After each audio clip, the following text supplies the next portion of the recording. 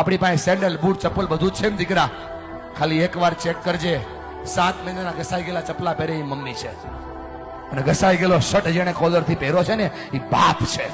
તમને ફરક પડે કે ના પડે, એમને ફરક પડે છે. જયારે તમે ખોટું બોલો છો, જયારે તમે તમારી જાતને છેતરો છો, ત્યારે ભણવાના બાના ઉપર તમે બીજા કામ કરો છો ને બેટા, તમને ફરક પડે કે ના પડે, એમને ફરક પડે છે. કેટલો ફરક પડે છે તમને કઈ નથી શકતા, કેમ કે તમે મોટા થઈ ગયા છો બેટા.